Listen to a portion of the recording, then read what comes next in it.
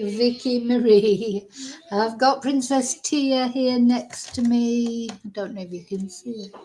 She's making a little, yeah, you can't see it. She's making a little bit of a whiny noise. She wants to say hello. So, good morning, good afternoon, or good evening. What? Good morning, good afternoon, or good evening, wherever you are in this crazy world we're living in. So, what we're going to talk about in this video, we're going to talk about the Red Room, the murder of these three little girls, Elsie, BB, and Alice, and the revelations that are now coming out. Now that Axel Cabana has pled guilty, much more information is coming out, isn't it, about why we didn't get to know details. That, etc., etc. So this morning, Keir Starmer made a statement. We watched it together. What we're going to watch in a moment is the statement by Yvette Cooper, the Secretary of State, British Secretary of State, and what she's got to say about everything. And of course, some of the things that are coming out that we didn't know before, we did not know. That Axel had been referred to Prevent, which we're going to have a look to see what Prevent are. I'd never heard of them before. That never bodes very well, does it, really, if you've not heard of it? Things, government agency that is supposed to help with terrorism, help combat terrorism that I've never heard of. And maybe I don't live in Britain now, but I'm always taking interest in politics, etc. And, anything that's going on, never heard of him. And I don't know, have you? A lot of you had never heard of him. I know some of you have, but a lot of you haven't. So that doesn't bode very well, does it? So what's the point in having an organisation that's supposed to help combat terrorism? Citizens don't even know about it. So if you had a concern about terrorism, about some person you knew or neighbour or whatever, or someone like Axel, who would you even go to about it if you didn't even know who Prevent were? So we're going to have a look at what they are. It doesn't work. It didn't work with Axel. He was referred to them 3 times. He had 3 interviews with them. I was listening to, I don't know if you know David Amos. He was a politician who was stabbed to death in one of these very similar attack, a lone wolf type attack. I was listening to his daughter talking. And she said she wants an inquiry. She's been asking for an inquiry into her father's death ever since it happened. And it's quite a few, it's a good few years ago now, a couple of years ago at least. And he was a Conservative MP. He was an MP that was respected on both sides of the house. One of those rare sort of people that were, even I liked him, and my political leanings are not in his direction, but I think he was a decent man, a nice man who cared about his constituents. And he was stabbed to death as he was doing a constituency surgery. And if he wasn't able to get an inquiry under a Conservative government. So the other thing, I think, Conservatives can throw the weight around and say this, that, and the other, but they've been in government for the past 13 years. So this Prevent or any counter-terrorism thing that's in existence in Britain at the moment is a result of the Conservatives, not of Labour. Labour have still not been in a year even. Anyway, we can only hope that they do something. They say they're going to do something. Proof is in the pudding, isn't it? It's all right, Pete saying you're going to do something. Let's see if they do something. But anyway, I was listening to her talking, and she was saying, no, she's never had an inquiry. She wants an inquiry into her father's death, how it was allowed to happen and why was there no sort of pre-warning, etc. So, maybe this is going to stir a big thing up. Let's hope so. It's certainly one of the most shocking things that's ever happened in Britain, isn't it? So we're going to look at what prevent is and why it did not prevent. I mean, it's got such a, the name just sounds ridiculous now. They might as well have called it permit rather than prevent or allow, because, you know, they, despite the fact they interviewed this guy 3 times, they did not prevent anything. So, you know, it just seems ridiculous. We've also found out today, you know, that Axel has been violent, exhibited violent behaviour since he was 13 years old. He's attacked schoolmates. He's threatened to attack others. His father had to stop him going to school just before this attack. He was going to cause damage to his schoolmates. I really feel for Axel Rudicabaner's parents, because they apparently have had to move out of their house for safety reasons. I think they'll have been through hell with Axel. If anyone thinks it couldn't happen to them or their child, these kind of things, you know, they can happen to anybody, and they happen to Axel Rudicabaner's family. And he has a brother as well, of course. He's got parents, he's got a brother. They will be treated terribly, I imagine, by people.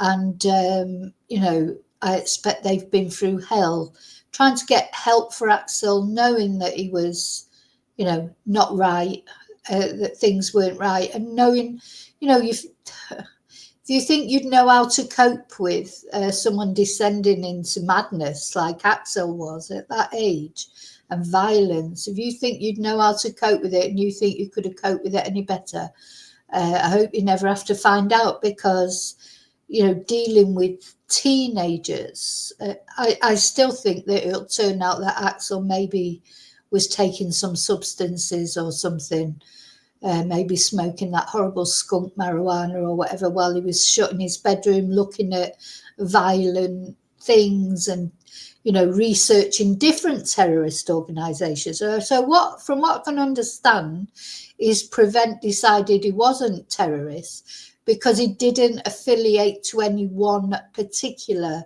He was researching all sorts, school shootings. You know, he had that Al-Qaeda manual, but, you know, apparently that's something anyone can download. So it didn't. He didn't join Al-Qaeda.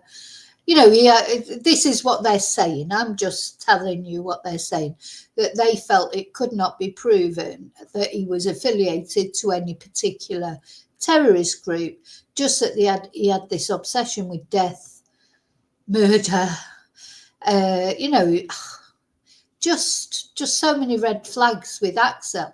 Now it turns out, you know, he ordered his knives off Amazon, and he had a machete. He had at home, as well as the knife that he took with him to murder these poor girls. He, in his house, had, as well as the bomb-making equipment and the Al-Qaeda whatever leaflet or whatever PDF, he also had a machete and another knife. And I think there'd been incidences in that house. It's just as easy his parents could have been killed as well. You know, I'm surprised he didn't kill them before he went on this rampage. So that's quite often what these people do, isn't it? So maybe he's to be considered more of a like a school shooter type person than a terrorist. Is that what they're saying? They didn't think he was a terrorist. Anyway, so many missed opportunities with Axel. You know, so many red flags. Let down. These girls have been let down by so many people. You know, and in the end, hey, sorry, that's a guy outside whistling his dog, and that makes a no. So anyway, so we don't know. I think more and more will come out, of course, as time goes on. We've got the sentencing on Thursday. So I would definitely be covering that. I'm hoping to be able to cover it as it's happening. And then, yeah.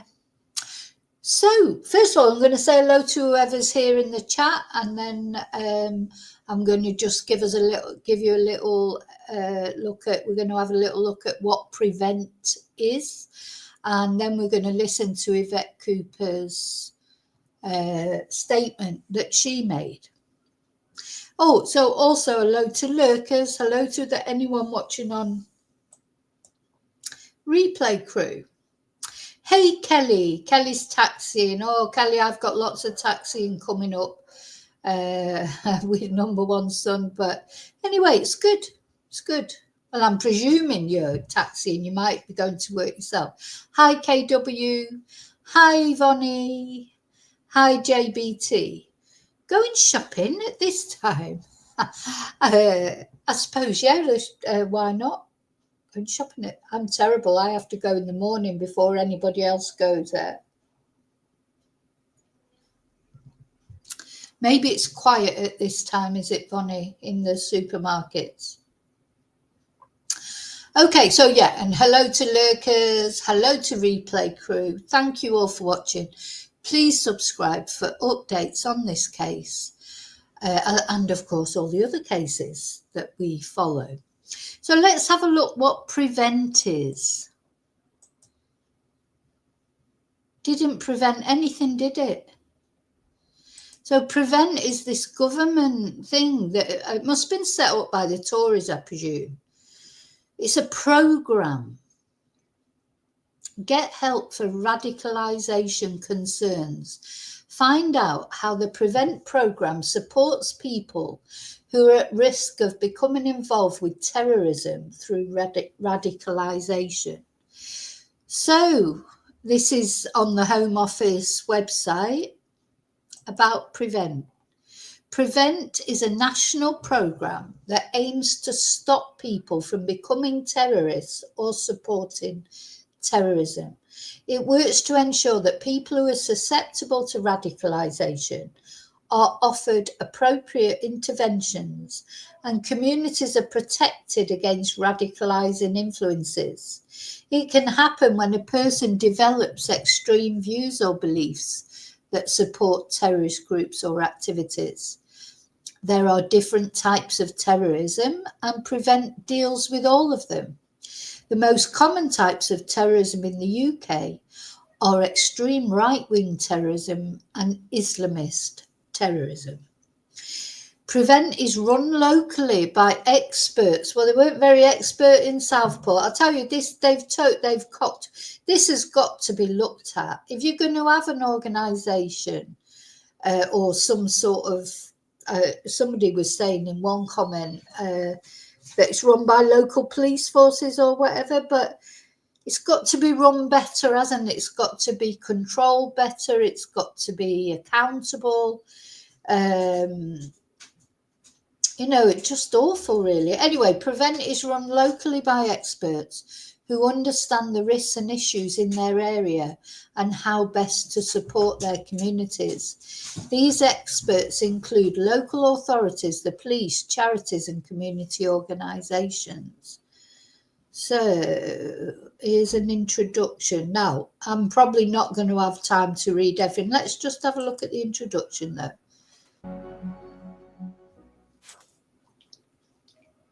Oh, what happened there? On London Bridge, hitting several pedestrians.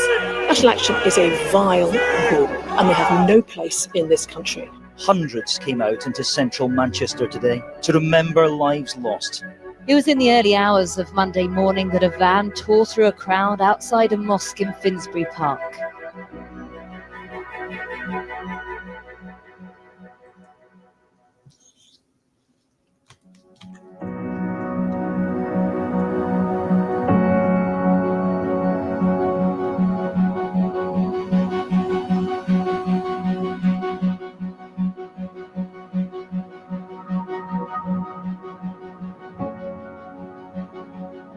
It was such a shock. obviously, when it happened, because even now when people talk about Rashid, whether friends or associates, they always say that he was the last person they would have ever thought would have ever gone down that kind of path, because he was such a bubbly young lad, full of energy, not a care in the world. He just was very happy. I think that also made him a bit maybe vulnerable. Yeah, no, I really do think as I say, I think anyone who thinks this could not happen to their son or their nephew or whoever, I think it could happen to anyone who just get caught at the just at a certain point in their life, and you really do not know what young people are looking at online, do you? You know what teenagers are like. They disappear in the bedroom. Sometimes you don't see them for hours, and it's hard when they get to 14, 15 it's different when they're little. You can control them, you can tell them what to do, you can physically bring them out of their bedroom or whatever. But when they're sort of sort of teenagers, they're probably taller, bigger than you. It's difficult to take their computer off them or try and control what they're doing. And it's difficult to know, because you want to give them privacy as well, because being a teenager, you need privacy. You know that from when you were a teenager. It's horrible when your parents are snooping around and this, that, and the other. So how difficult is it to strike a balance? So difficult.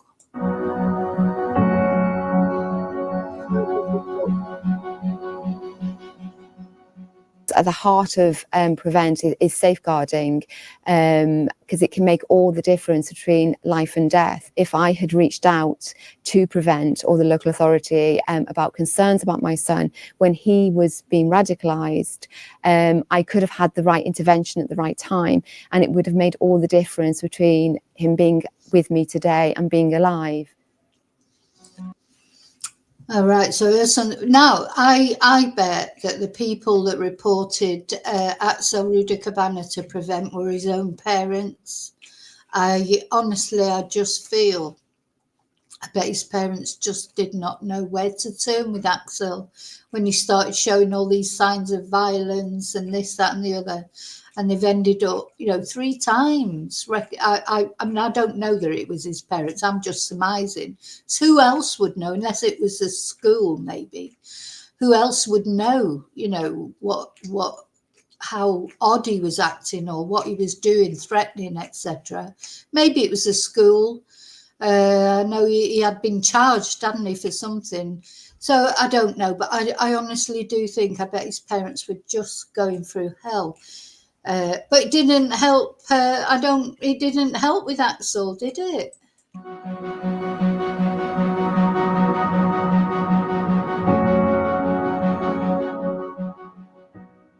Prevent is really an umbrella term for a multiplicity of different types of interventions that are going on.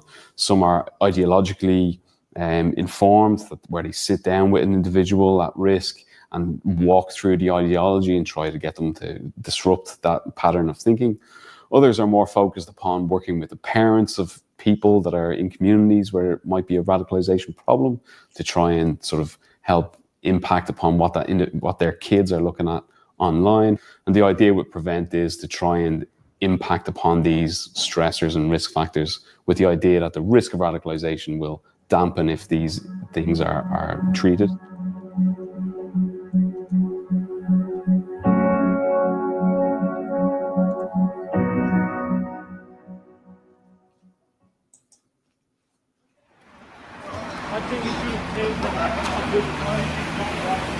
Prevent works at a grassroots level. It works within the heart of the community. Prevent does help people day in, day out, and we're the proof of that. And we've helped so many families get back on track. We've had so many families and young people who are vulnerable, and we've got them into a position where we've safeguarded them. So that's how Prevent works. It basically provides safeguarding measures and puts protective factors in place to safeguard individuals from being radicalized and groomed.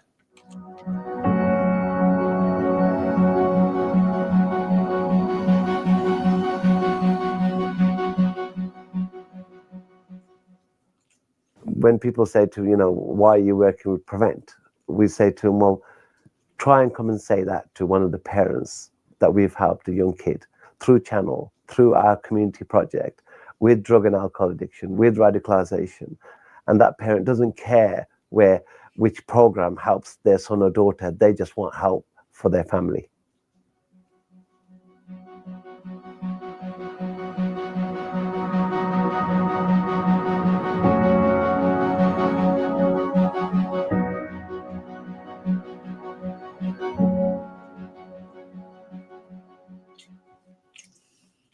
I go to the school, and they also involve prevent team who help them to get them better.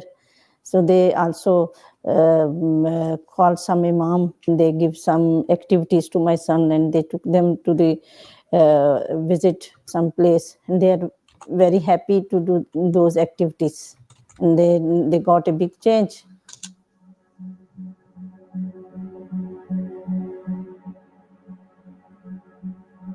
I'm very hopeful for the future because we are progressing day by day. I think they saved my son's life.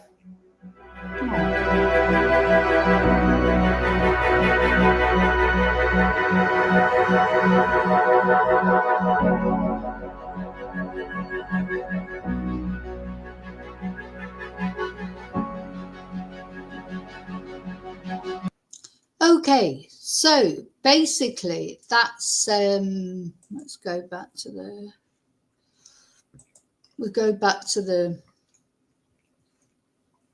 that's their what's the word I'm looking for? That's, you know, their propaganda, if you like. That's prevent an introduction.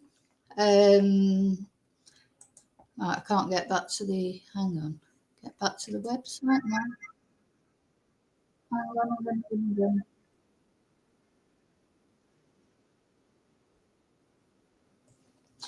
Just go back to the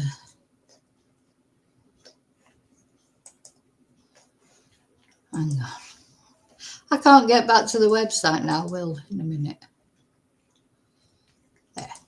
Yeah. So that's the YouTube video that the government website. That's their sort of propaganda, not promotion, if you like. It's telling you here on the website how to spot the signs of radicalization. Well, they didn't do a very good job with Axel, but anyway. So it says it can happen both in person or online. Everyone is different. See, I know what they're going to say, isn't it? Is because Axel did not affiliate himself in particular to any terrorist group, even though he downloaded that Al-Qaeda sort of a how-to manual, wasn't it, in how to cause terror. Probably it's just he wanted to know, you know, get information on how to cause problems.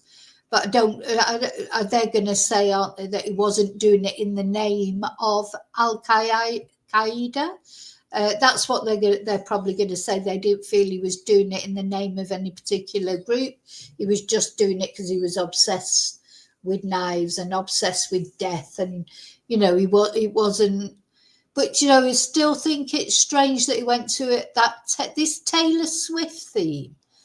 You know, there's been quite a few attacks concerned with Taylor, associated with Taylor Swift, isn't there? There was one in Germany. There was an Australian girl who was attacked in London. She was going to a Taylor Swift concert. There does seem to be a Taylor Swift theme. Now, maybe Axel, that's something. This is the next information I'd like to know. So apparently they're going to be releasing all this information on Thursday. The prosecution is going to come out with the information they would have submitted, you know, if it would have been a trial. Because what I'd like to know is, why did he choose that Taylor Swift workshop? Was it because he knew there would be little girls there and little girls are easy targets? Or was it because it was some statement against Taylor Swift? somebody said, I saw a comment somewhere that people were saying that because Taylor Swift has not come out against the war in Gaza, that might be a reason. I don't know, but I'd like to know that reason. Why did he go to that particular place? Did he look at, the police will have his online activity. Apparently this is what we're going to find out, the things that he'd searched. Was he searching for like just a children's workshop? Was it just a coincidence it was Taylor Swift? Personally, I don't believe in coincidences like that. I think there's a reason why he went to that particular place. And maybe that was to do with radicalisation, but, we'll find out anyway. So this Prevent website, as I say, I can't sort of read everything out because there's a lot to it about Prevent. Understand why it's important to reduce terrorism, spot the signs of radicalisation. Let's have a look. What to do if you're worried about someone. Ask for advice as soon as possible. Visit the ACT Early website. What's that? The ACT. Oh, this site can't be reached. Oh, right. Okay, that's handy. Now, it may be because ACT Early, well, it wouldn't go, maybe because I'm not in Britain, I don't know, but anyway. And then it goes on to tell you what happens when a person is referred to Prevent. Local police force looks at the referrals. They check if there's an immediate security threat, and they will also check if there's a genuine risk of radicalisation. If the person isn't at risk of radicalisation, they're not a case for Prevent. Well, obviously they decided that Axel was not a case for Prevent. If they decide that he is at risk, they'll be invited to join a support program called Channel, and this is voluntary. So it's voluntary. So what happens then when the person says, "Nah, I don't want to come and join that support program, thank you. I'll carry on being radicalised. I'm quite happy being radicalised." So it sounds like there's really, it's not very effective, is it? And it wasn't effective. Has it ever been effective? So there's a lot I'd like to know about Prevent. What's going to happen to give it more teeth?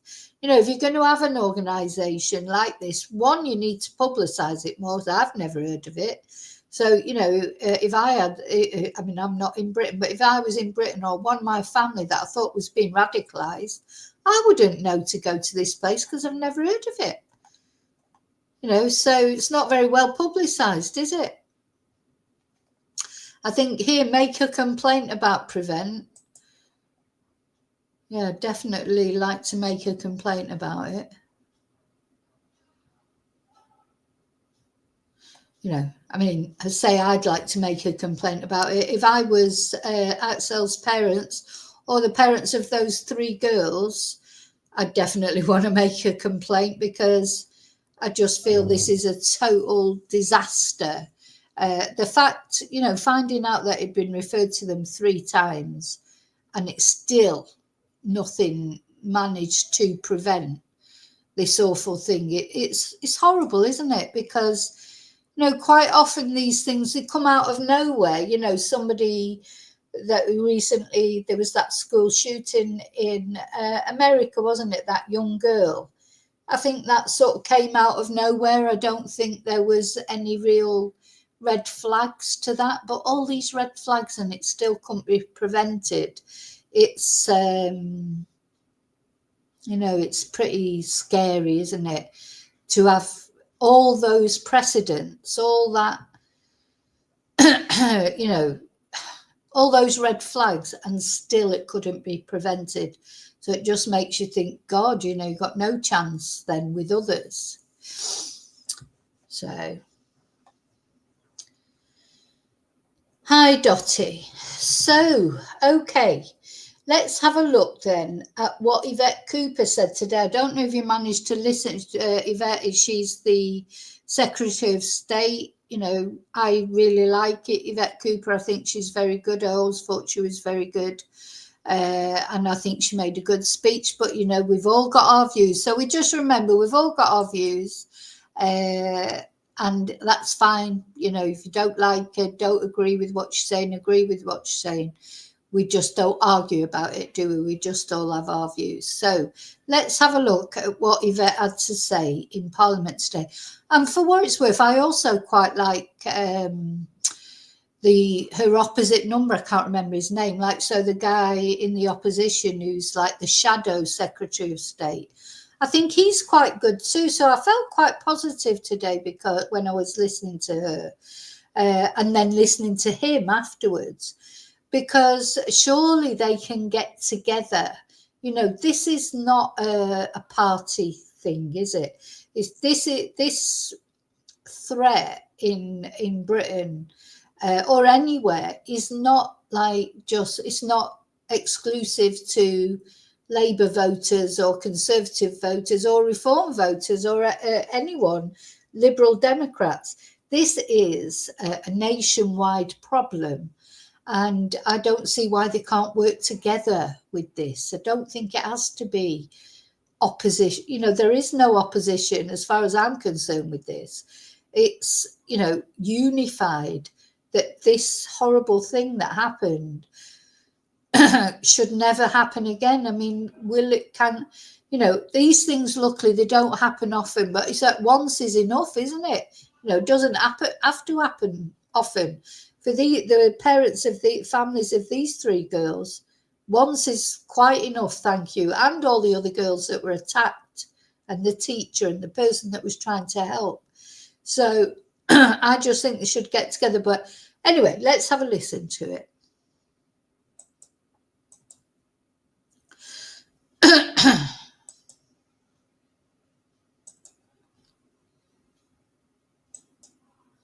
me just get it to... Resolution is revived and reviewed to ensure that... And the lives they saved is public service at its very best. Yesterday, Axel Rudakabana pled guilty to all charges. He stands responsible for one of the most barbaric crimes in our country's history. The most vile and cowardly attack on little children who could never defend themselves, carried out in the most horrific and traumatic way. The CPS has described him as a young man with a sickening and sustained interest in death and violence, who has shown no sign of remorse. On Thursday before sentencing, the prosecution will set out what happened that day. Yeah, so he's shown no sign of remorse. You know, he's away with the fairy. You know, that guy, he is definitely, you know, beyond mentally ill. You know, to do that, you've got to be pretty mentally ill, and he definitely is. Now, he might still be...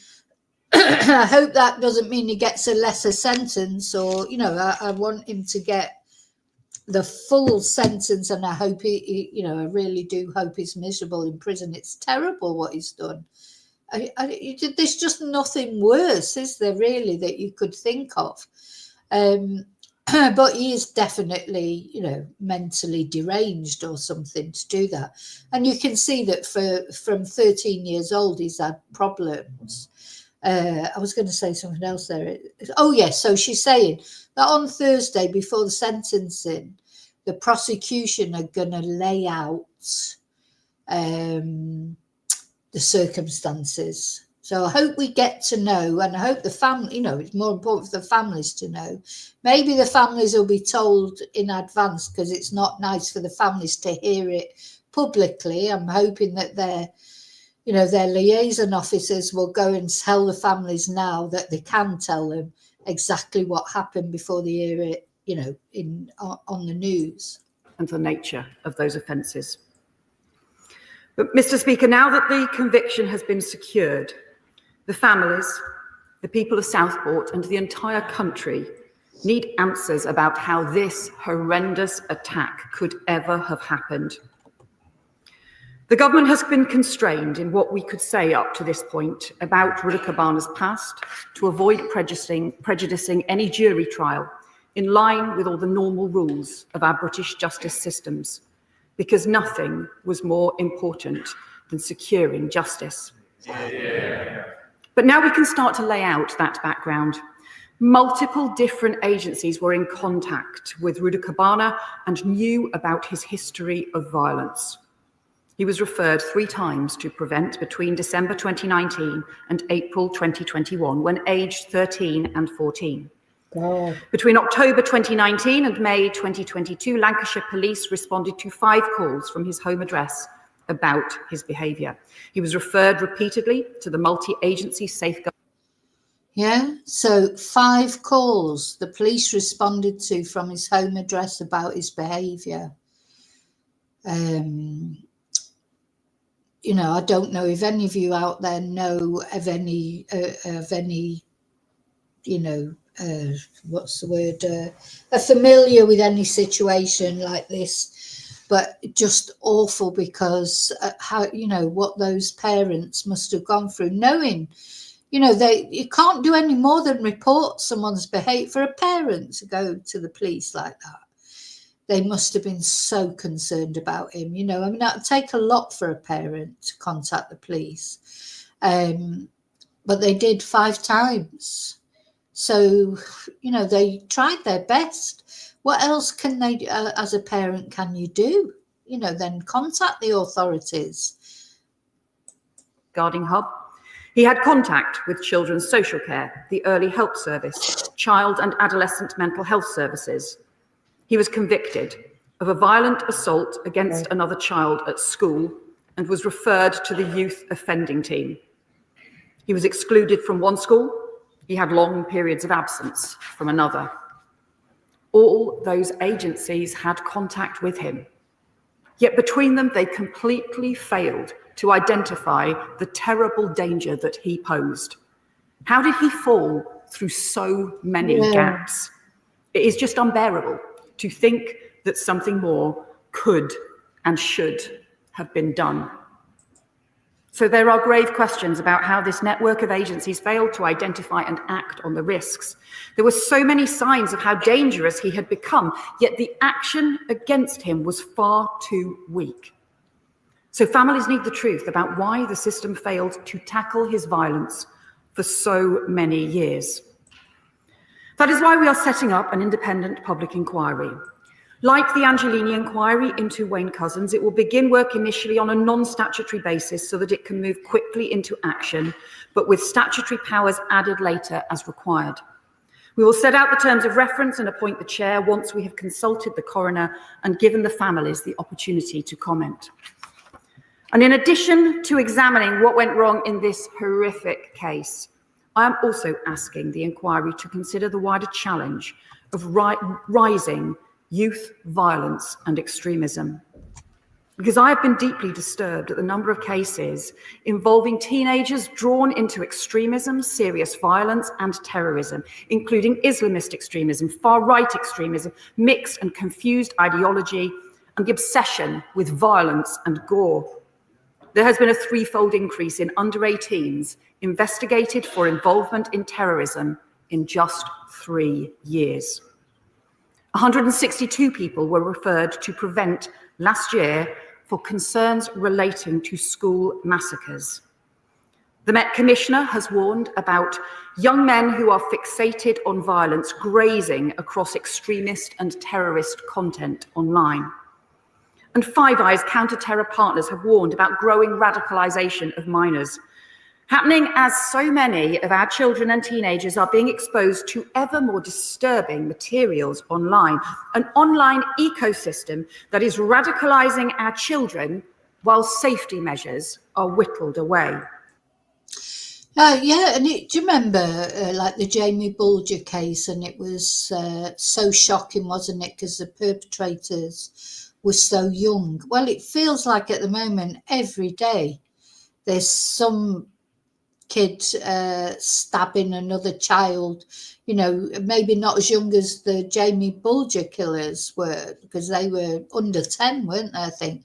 But yeah, really young children committing terrible crimes. I feel like I see it every day, one way or another on the news. Not all the cases are as some cases get more attention than others, don't they?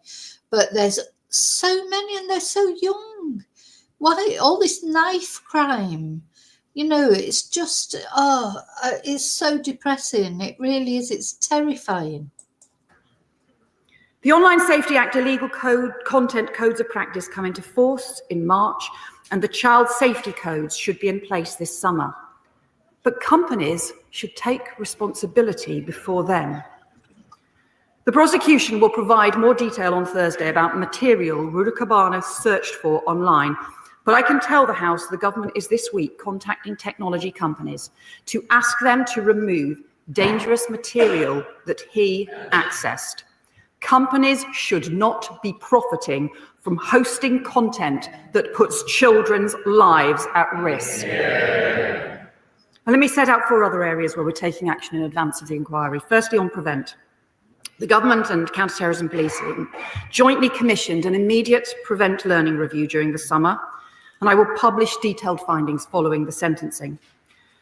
The 3 referrals took place between 3 and 4 years before the Southport attack, including following evidence that he was expressing interest in school shootings, in the London Bridge attack, the IRA, MI5, and the Middle East.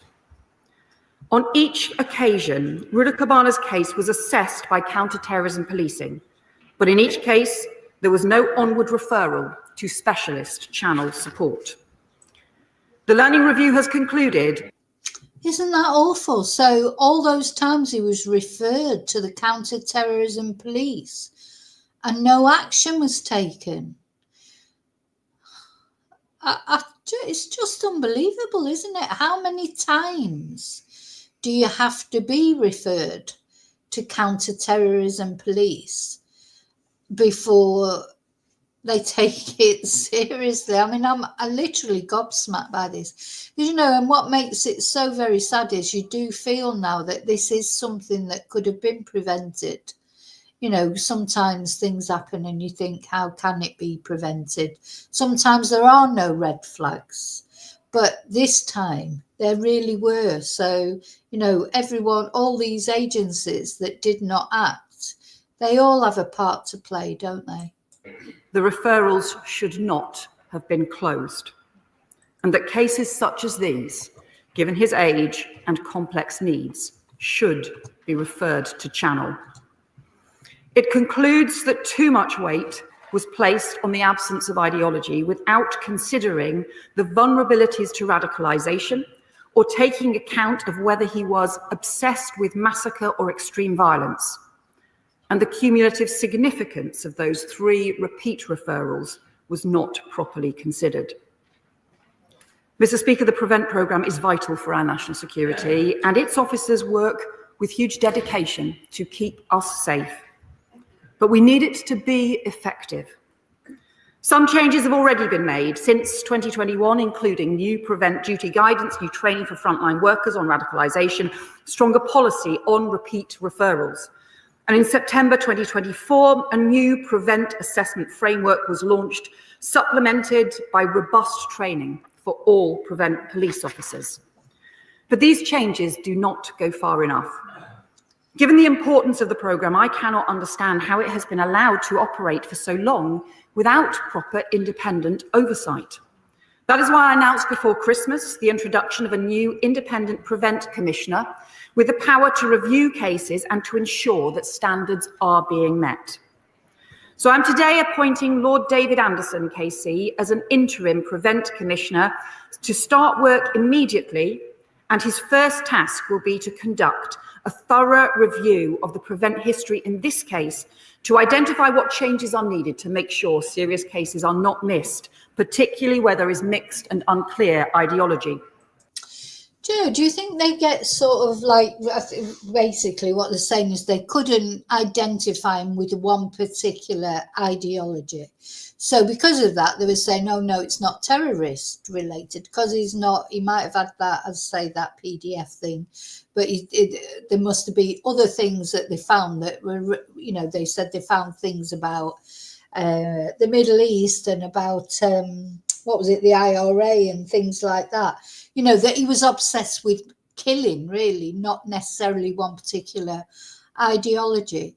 But, this all comes down to thing that I always, err on the side of caution. Think that things are, instead of taking it like it's not terrorism and then working from that, why not think, yes, it is terrorism and work from that? Do you see what I'm saying? Why is it always airing? It's like, when we see things and they say, oh, there's no suspicious circumstances. Think that there are suspicious circumstances until it's proved there aren't. Don't think, yes, there are no suspicious circumstances until it's proved there are. Why not do it the other way around? Wouldn't that protect more lives, or help more investigations and things? Do you think this Prevent, they've just got like lazy or something? I don't know. How many, what I'd want to know from this inquiry is how many, things how many people have they saved from terrorism? Have they actually done anything, or is it just like just lip service? Oh yeah, we've got this Prevent thing, but that nobody knows about because, is it just like lip service? So anyway, I hope that, I think it's a good idea to have something like Prevent, of course, but it's got to actually prevent things. I've also tasked my department to conduct an end-to-end review of Prevent thresholds, including on Islamist extremism, where referrals have previously been too low. And we're looking at cases where mental ill health or neurodivergence is a factor, and developing new arrangements with other agencies which may not meet the threshold for channel counter-extremism support, but where violent behaviour urgently must be addressed. Second, two shocking facts around knife crime emerged from this case. The Prevent Learning Review found that Ruda Cabana admitted to having carried a knife more than 10 times, yet the action against him was far too weak. And despite the fact that he'd been convicted for violence and was just 17, he was easily able to order a knife on Amazon. That's a total disgrace, and it must change. So we will bring in stronger measures to tackle knife sales online in the Crime and Policing Bill this spring. Mr. Speaker, thirdly, as the Prime Minister has set out this morning, we need to ensure our laws keep. Yeah, that's, I've never even thought about it before. All I know is that on Amazon, apart from in America where you can get anything, I mean, you go on to Amazon.com, you can order bloody Kalashnikov guns, machetes, you name it, you can order it, stun guns, in America, of course, in America. In Spain and in the UK, you can't order these things. You can't even order pepper spray on Amazon. But he managed to order these knives. I never even thought, don't they have any age? Because when I can't even remember when I first set up my Amazon account. Do they take your date of birth? Because you can even order drugs online now, can't you? I don't know if you can on Amazon. But, there's so many things that you can order online now. There need to be some controls, don't they? When I've just made a shopping list online, I've got shopping coming tomorrow. Having said that, they ask if you're over 18, of course, wine's coming. They ask if you're over 18. Well, I'm not going to say no, am I? It never even occurred to me. I don't know if I had to put my date of birth in when I actually set up the account for the shopping or not. But yeah, I mean, he was 17 years old and he was able to order that knife on Amazon. And, now she sort of said, it just seems obvious that there should be some sort of checks, doesn't it? But yeah, I mean, you shouldn't have to do this, but you do. Sometimes you do have to save people from themselves. unless you're an American, then just let everybody do what the hell they want. Keep up with the changing violent and extremist threats we face. It is for the police and CPS to decide whether individual cases meet the definitions set out in the Terrorism Act 2000 when making charges. But given the growing number of cases where perpetrators are seeking to terrorise, even without a clear ideology, we need to ensure the law, powers and sentencing are strong enough to cope. I've therefore asked the independent reviewer on terrorism powers to examine the legislation in this area in the light of the modern threats we face. Finally, Mr. Speaker, let me address the issues of contempt of court. Because the British way of justice means information is presented to the court by the police and CPS with restrictions on what can be said beforehand, so the jury does not get partial or prejudicial information in advance to make sure that the trial is fair and justice is done. Social media puts those long-established rules under strain, especially where partial and inaccurate information appears online. And the Law Commission is reviewing the contempt of court rules in that light. But let me be clear, where the police, government and journalists are given clear advice from the CPS about contempt of court and about not publishing information in advance of a trial, if we did not respect that, and a killer walked free, we would never be forgiven. Yeah. Mr. Speaker, there are times when something so unfathomably terrible happens that whatever words we find grossly insufficient. And that is how it feels over the Southport attack. So let there be no doubt. Responsibility for this outrage lies squarely with the perpetrator, but equally, in the wake of such a monstrous atrocity, we have to ask every question, no matter how difficult, and where change is needed, we must act. That is now our task. We owe that to the victims, to their loved ones, and we owe it to the country, because protecting the public is the first duty of the government and the shared purpose of this House. I commend this statement to the House. Right, let us start and we'll get everybody in who was there on time. Can I come now to the Shadow Home Secretary, Chris Phil? Thank you, Mr. Speaker, and I thank the Home Secretary for advance sight of her statement and for the briefing which she very kindly arranged. Firstly, let us remember the 3 young, innocent victims of this savage and senseless attack. BB King was just 6 years old. Elsie Dot. Ooh, God, there's Kemi. Anyway, the guy who's talking, I quite like him. He seems like quite sort of normal and sensible. But what was going to say? So yeah, they are. The thing is, you know, his free speech is one thing, but giving false information out online on social media is another. There was a false name going around. It was stirred up by people outside the UK. You know, there's people out there outside the UK trying to stir up things. You know, that's the problem. And there are people on social media. I've seen it on TikTok, on YouTube, on loads of things. People just say anything that shouldn't be allowed, and they make social media look bad. And then so yeah, probably what will happen in the end is I mean, I hope they come out and say you can't give out false information. They should be like that. You can't just say anything, you know, and stir people up because people are easily stirred up, especially if it confirms what they already think. So, you know, what's the answer then? You just let everybody say what the hell they want, and even though it's not true or it stirs up problems, like we're stirred up after this event and everything with that release of the name of whoever it was supposed to be, and it wasn't them. And I do think it wasn't dealt with very well by the police or the government, probably. But, you know, then they had to wait for a judge to actually allow his name to be released and things like that. But, you know, social media does have a responsibility. If it wants to be taken seriously, You know, like the mainstream media, whatever you think about them, they are restricted with what they can say. They do have to fact check and this, that, and the other. And social media doesn't.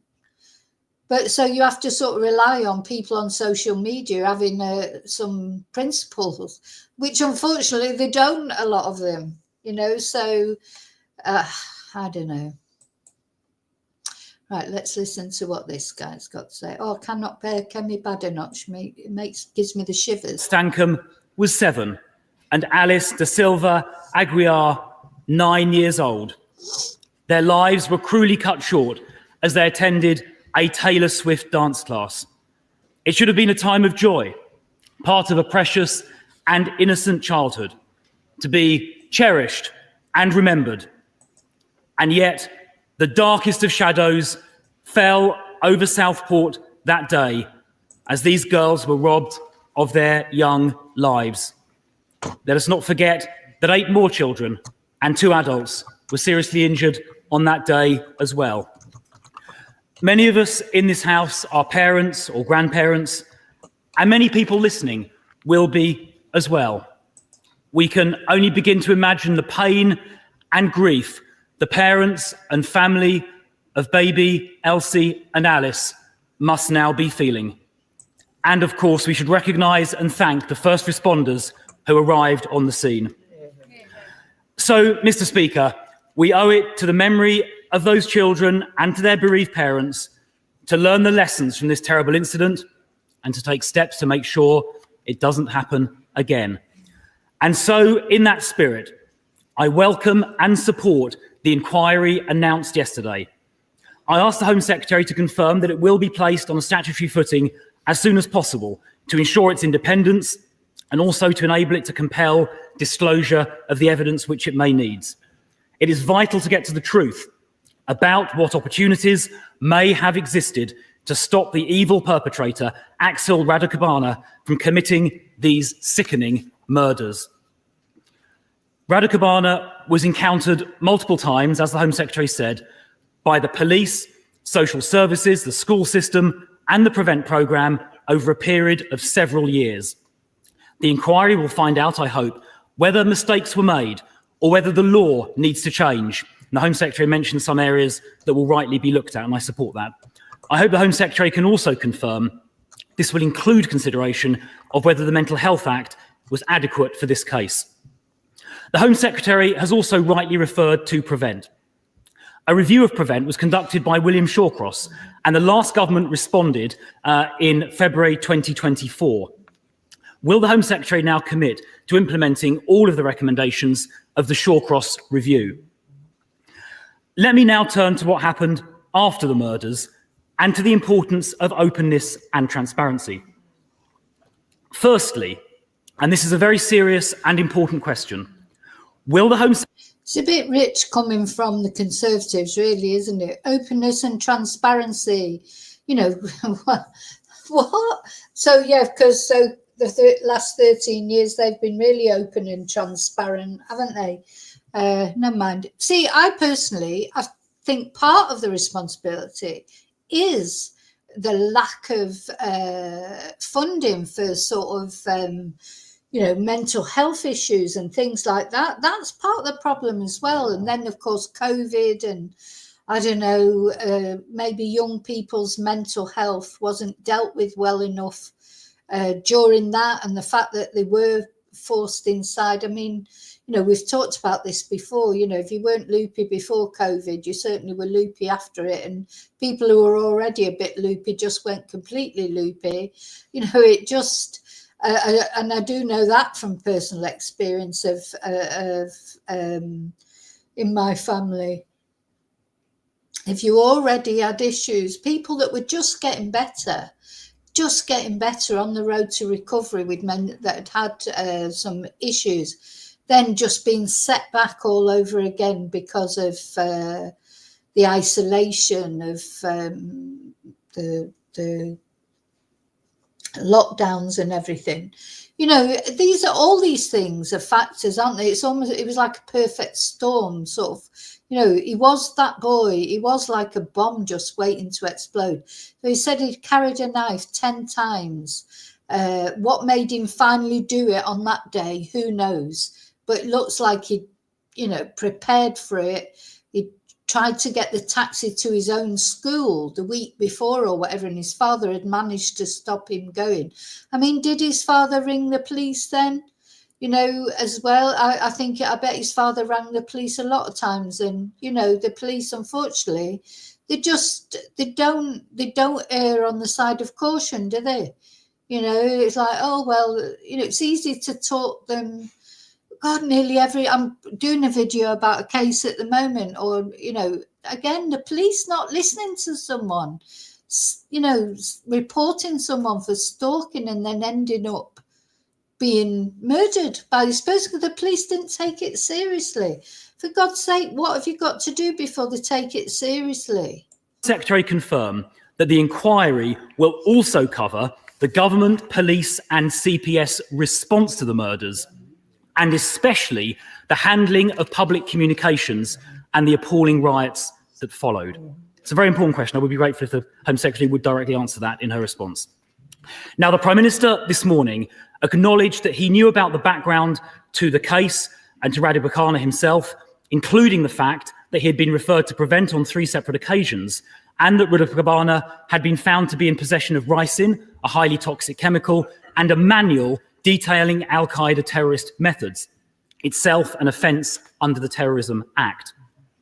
The Prime Minister also said this morning that he did not disclose any of this to the public in the days and weeks after the murders for fear of prejudicing the subsequent murder trial.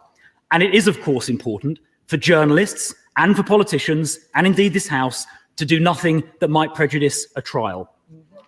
But David Hall, KC, the independent reviewer of terrorism legislation, said this on the Today programme in the context of this case in October, and it bears quoting in full.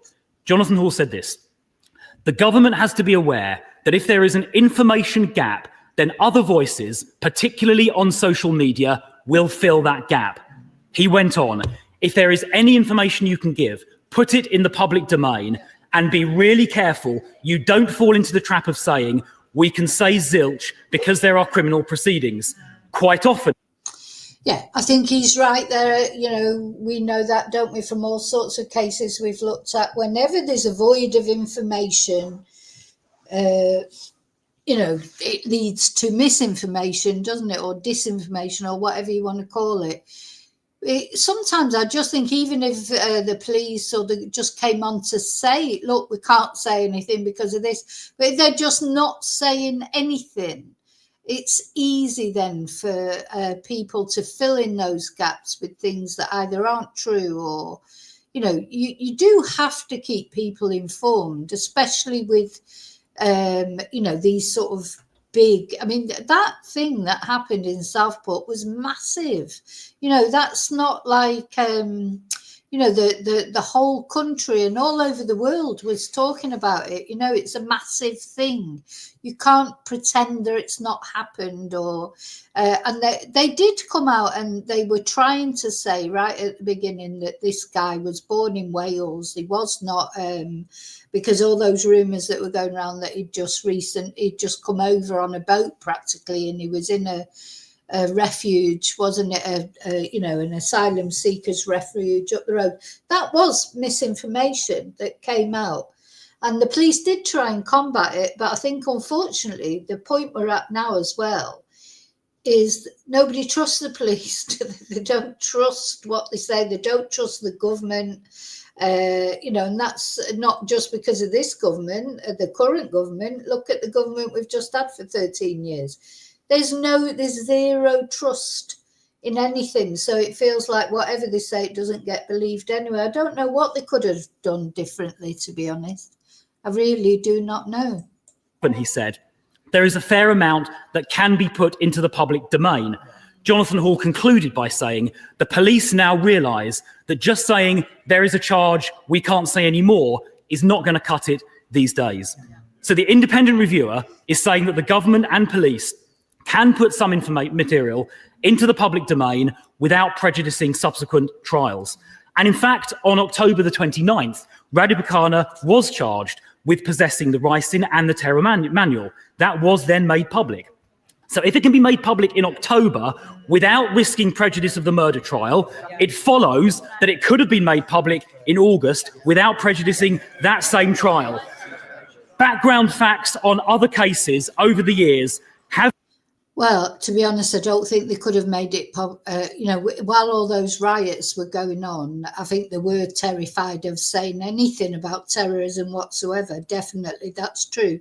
And, part of me understands that, to be honest, because it was a tinderbox, wasn't it? It was hot. These riots were breaking out all over the place. So I do sort of see that. But anyway, he's right. So he's saying if you could say it in October, why didn't you say it in August? But they wouldn't have said it either. But that's the job of the opposition, to challenge. So there you go. Have been made public after arrest and before trial, without prejudice, and the shields relating to two of those cases are in this chamber. So why did the Prime Minister not make public some of this background information in August when he knew it, when later disclosure of that information in October demonstrated such disclosure could be made without prejudice? And why did the Deputy Prime Minister on July the 31st dismiss as, and I quote, fake news, those saying there may be further facts to come out? Let me just briefly, Mr. Speaker, before concluding, explain why this is important. As Jonathan Hall said, if there is a void, then misinformation, especially online, can fill that void. And this appears to be what happened here. And some of that information, it is said, originated overseas from hostile states. It is possible, indeed, it is even likely, that this misinformation that was put into the void fueled the totally unacceptable riots we then subsequently saw. So, will the Home Secretary accept, given what I've just said and what Jonathan Hall said, does she accept there should and could have been more openness and transparency, as I just set out, without prejudicing the trial, and that disclosing more of that truth openly and transparently would have helped combat the damaging misinformation that circulated and which arguably fueled the riots? Will she confirm the inquiry will look at that aspect of events? Mr. Speaker, this was an appalling tragedy. Young girls murdered with their whole lives ahead of them. Let us all learn the lessons from this tragedy in honour of their memory.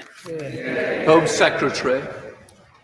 Thank you, Mr. Speaker. Well, the Shadow Home Secretary raised a series of points, which is obviously a substantial shift in position for him and his party from the position they've taken in government. He asked about whether the status of the inquiry. I can confirm it's going to start quickly on a non-statutory basis in the same way that the Angelini inquiry did, but I can confirm it will be given whatever powers it needs, including on a statutory basis, so that it can get any information that it needs. He referred to the Shawcross review. I can confirm that the government has implemented 33 out of the 34 recommendations, but I would just gently point out to him that actually the approach that the Shawcross review took was to say that the PREVENT programme should be narrowed and should actually just focus particularly on the cases around terrorism, and in fact could have put at risk, actually including less cases like this where ideology is less clear. He then raises the issue about the information that was provided, and he will know that the Contempt of Court Act was set out in 1981. The Jonathan Hall has indeed highlighted the problem of disinformation online, social media actors who are not bound by the same rules that the police, the media and the government follow. And he refers, for example, to the name and the nationality being provided, which in practice they were in this case, after misinformation appeared online. But ultimately, he has also said all of this is governed by the Contempt of Court Act 1981, and the Law Commission is reviewing that. But it is not for the government to ignore the law or the advice that we are given when justice for families is at stake. And let me point out to him that the previous Conservative government did not publish information before the trial about the prevent referral for the perpetrator who killed Sir David Amess. None of us criticised them for that because none of us wanted to put at risk justice for Sir David's family, nor did they publish information before the trial on the prevent referral of the asylum seeker who killed Tom Roberts. In fact, they didn't even publish that after the trial. It only came out in the inquest.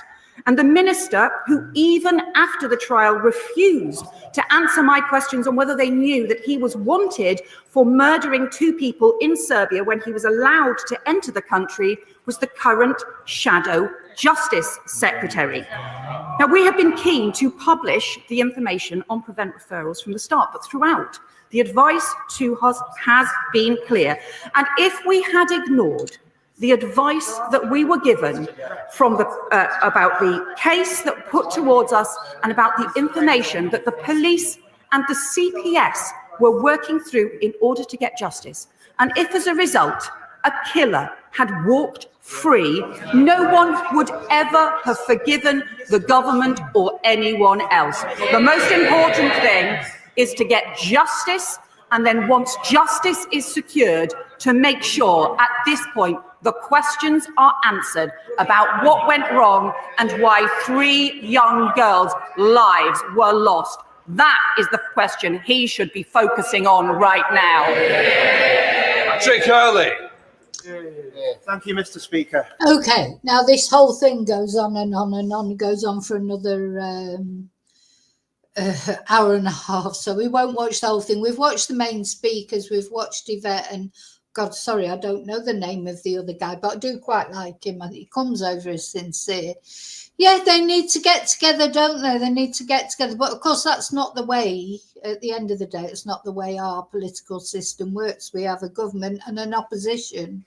But, you know, I quite like to see proportional representation, because I do think, and especially with these kind of big issues, same with COVID, that's what should have happened in COVID. It should have been around the table, you know, everybody contributing, because when it's a big thing going on like that, everybody shouldn't just be one sort of faction like doing whatever they want.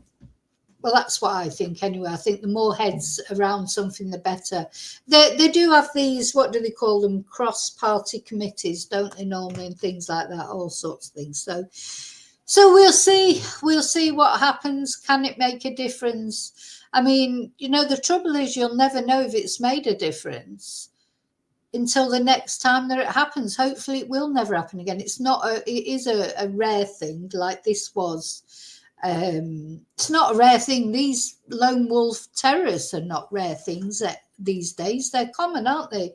People, you know, driving their car into crowds, or this is how terrorists are reaching out to individuals, and terrorist organizations are reaching out to individuals, and then individuals maybe can't, you know, maybe we'll never have anything like 9/11 again, or those kind of massive terrorist things, but these smaller incidents that, you know, even one life being taken is terrible, isn't it? Like that MP David Amess. Now I'm so surprised. He was a Conservative MP, and the Conservatives never really started an inquiry about that, or Conservatives did nothing in 13 years. You know, they can whinge as much as they want about immigrants. They've been in power for 13 years. They're the ones that have been in control of supposedly in control of the borders for 13 years. You know, what did they ever do to stop immigration or whatever? It's just, you know, it's just crazy. In fact, and then Brexit just alienated the French. The thing is, to control immigration, you have to deal with borders. You have to deal with it at source. You know, the French are like, oh yeah, they're just going to wave off the immigrants. I just don't understand how Britain thinks where it is. It's right in the heart of Europe, but it seems to think it doesn't need Europe for anything. You know, it's crazy. It's the most craziest thing. Of course it does. Well, anyway, they haven't got Europe's help now, so the Labour Party will try and build some bridges there. Hopefully they'll be able to at least build relationships up again, instead of just hating everything that Europe does. You know, it's just crackers. Anyway, so that's where we are with this. So on Thursday, the prosecution will be releasing more details of things about Axel Rudakabana, like the things he was searching online, etc. And we'll get the sentencing, which will be a life sentence. But what sort of a life sentence will it be, I wonder? You know, what will the life sentence be? Is it could be a whole life tariff? I think he does fit the criteria of a whole life tariff. You know, just don't know what the judge is thinking, or what the judge will be going through all the law, you know, the law and precedents and this, that and the other. I don't know how the judge is going to make a decision, but it'd be a life sentence, but will it be whole life tariff? Now, yeah, actually, let's just have a look, because that's quite interesting when you look at whole life tariffs. The sort of pluses and minuses for them. You know, obviously the plus is that you feel like these people deserve it, you know, when someone's committed atrocious acts, and there'll always be a danger to people. You know, will Axel Rudakabana, could he ever be a valuable member of society? You know, not likely, is it? So then you just think, well, then really, maybe it should be a whole life order. Let's have a look where it says about it on Wikipedia. Whole life orders.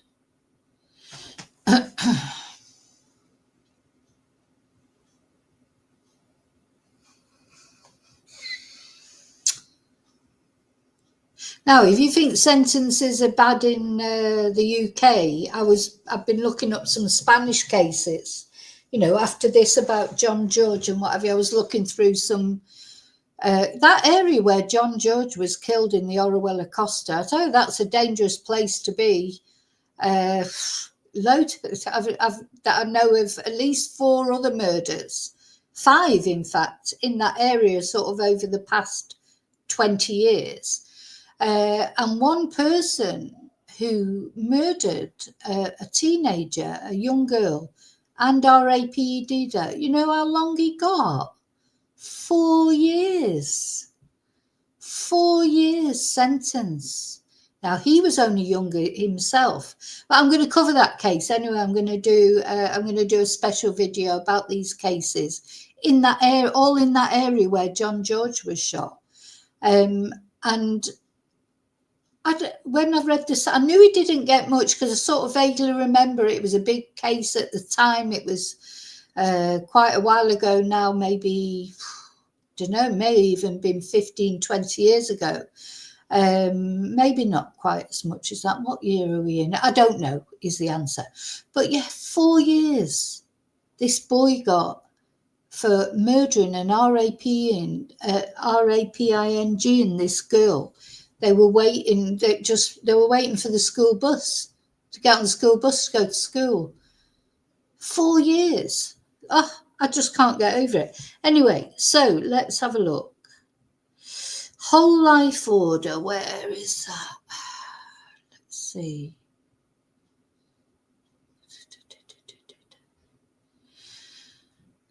I think the. Let me share this with you, actually.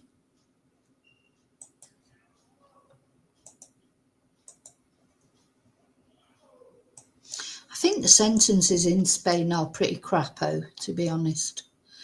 You know, I've never looked into it in any depth, but I am going to look into it, because it just makes you wonder that even, you know, because they've issued these international arrest warrants for, you know, the suspect in the John George murder, but it just makes you wonder what he's going to get, even if he's caught, and, you know, what sort of sentence is he going to get anyway.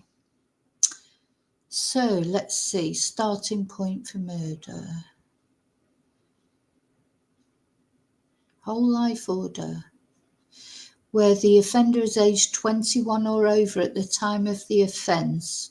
I don't think he's going to get a whole life order because I think because he was only 7. Oh, it can be 30 years where the offender is aged under 18 at the time of the offence.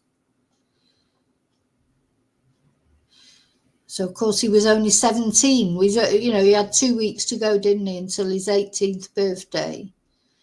But he fits in these other categories because, well, there's more than one person that is killed. There was no sex conduct, was there, or abduction. But there was a substantial degree of premeditation or planning. So I think, if the judge wanted to, he could give him a whole life order, I presume. Whole life order. So let's see. The order may be made in cases of aggravated murders committed by anyone who is aged 21 or above, or between 18 to 20. Yeah, I just don't think he's going to get a whole life order. What's he going to get? It's got to be a big sentence, though, hasn't it? The trouble is, because he's so young, even a 30-year sentence, really, he'd still be young when he came out. He'd be considered for parole. I mean, of course, just because that's the minimum. So if he had served 30 years before he was considered for parole, that doesn't mean say he's going to get parole, of course. I don't think he's ever going to come out, is he? Unless he has this miraculous mental health recovery. How can he? Peter thinks he's going to get a whole life order. Yeah, I don't think he's going to get a whole life order, though. It says you can be 18. You can be 18 if the judge considers it serious enough. Well, we will find out. We will find out on Thursday, won't we? We'll find out on Thursday. David's saying 40 years. I think he's going to get 30 years. Well, minimum. I don't think he's ever going to come out. I won't be able to see whether he does or not, thank God. But I think every time if he does end up coming up for parole, well, God, unless he has some miraculous mental health recovery, what? Can anyone? So the thing is, who else can anybody think of that is a similar case to this? Because of course there's the 2 boys that killed Jamie Bulger. Well, they didn't get a whole life order, did they? But of course they were very, very young. Yeah, in exceptional circumstances. Maybe. We'll see. Well, we'll find out on Thursday. We'll find out.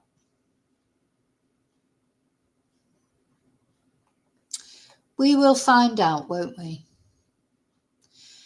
Good job he's not being tried in Spain. He'd probably get 4 years. Like that other horrible boy.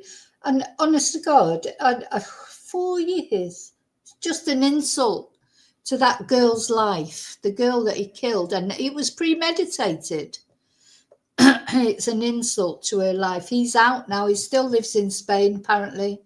There's Magaluf somewhere. So if you're going to Magaluf on your holidays, you might bump into this this guy that murdered a young teenage girl and got 4 years for it. Oh, David, honestly, Spain, they're not brilliant with sentences. They're not. No, there was a case. I mean, I must look into some Spanish cases because I think you'll find them interesting. There was a case not long ago, again, not that far from where not where John was killed, John George, but where his body was found. There was a case there, and it was a girl who was RAPD'd, and her attacker got, really pathetic sentence. And then when he came out of prison, of course, he still lived in the same area. So he was in one of the bars in that area, just having a drink. Anyway, this girl's mother went in there, threw petrol on him and set him on fire. And of course, she was arrested for murder, because he died. Let's see if I can find that, because that was an interest, and you were like rooting for her. I mean, it's not right to do that, obviously, but imagine knowing that your daughter had suffered that. He didn't kill her. It wasn't a murder, but he got such a short sentence, and there he was, and he wasn't told that not to return to the village. In these places, these pueblos in Spain, they're small. Everybody gets to know what's going on. There he is, sat in the bar, in the local bar, having a drink as if he's never done anything. And the mother found out and went in, covered him in petrol and set him on fire. Let's have a look. See if I can find it. Don't know what happened to her in the end. Don't know if she probably got a longer sentence, but yeah, let me read this for you.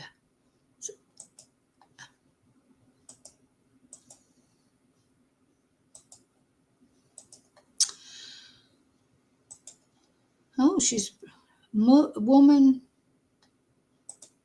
who killed daughter's rapist to be sent back to jail. Maria del Carmen Garcia set fire to her child's attacker after seeing him in a local bar. Maria del Carmen Garcia is expected to be sent to jail again after being found guilty of killing a man who raped her daughter by setting fire to him. The Regional High Court of Alicante has rejected a plea by her lawyer to order a stay on her imprisonment. The government denied Garcia's request for a partial pardon of her jail term, but she is appealing this decision with the Supreme Court. She had already spent a year in prison while awaiting her trial. The Alicante court did not specify when her sentence would begin. So she was sentenced to 5.5 years. Now, it's not much for sentence. If you were his family, maybe you'd be a bit peed off by that. So she was sentenced to 5.5 years in prison for throwing gasoline on the man who was out of jail on furlough. Is that what does that mean? Is that parole? Because this is a newspaper that's been translated from Spanish to English. So I think by furlough, maybe they mean parole. The Alicante High Court initially sentenced her to 9.5 years in jail, but this was reduced to 5.5 by the Supreme Court, which ruled that she had suffered a mental breakdown when she saw the man who had sexually abused her daughter. What did he get? So Garcia denied that revenge was the motive for murdering 69-year-old Antonio Cosme Velasco when she happened to see him in a bar in her hometown of Benijúzar when he was out on day release in June 2005. So Benijúzar is a similar village to Rocales. Velasco was 6 years into his 9-year sentence for the RAPE, which took place in 1998 when Garcia's daughter was only 13 years old. And he must have been released on parole, mustn't he? Or just like something. Yeah, so there you go. She got her revenge anyway. So I'm presuming she's out of prison now. Let's just check. Because even if she served her full sentence, she would be out now.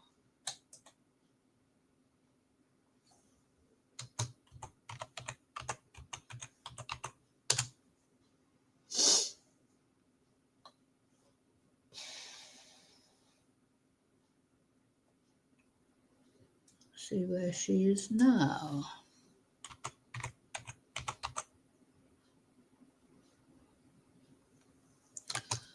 Just interested to see if she's still in prison or not.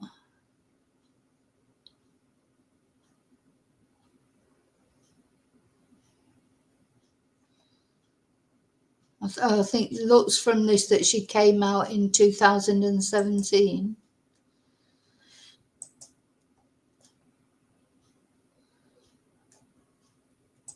There she is.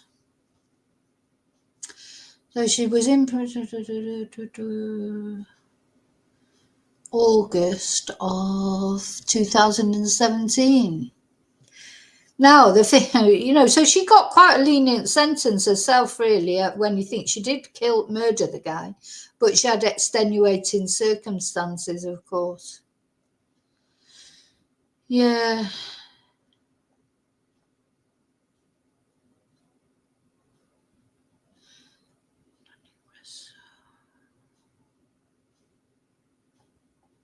Yeah. She came out in 2017. She came out of prison. So, what do you think about that? Do you think she was justified to do that? To throw gasoline over the guy who had RAP'd her daughter and set fire to him?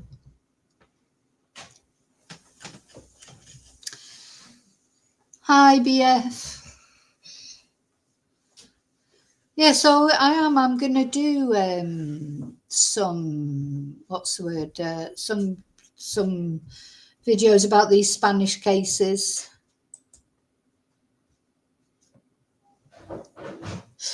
Okay, I'm going. So thanks for watching, and we'll see on Thursday what the result is, won't we?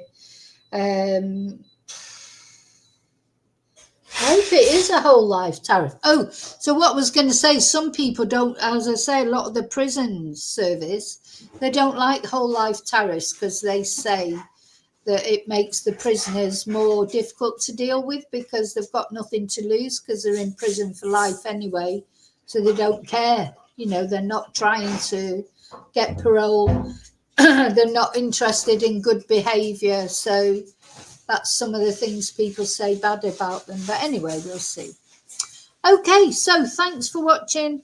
I'll see you really soon in the next video. Please remember to subscribe for updates on this case and others. And I'll see you really soon in the next video. And until then, may your God go with you. Bye. Bye.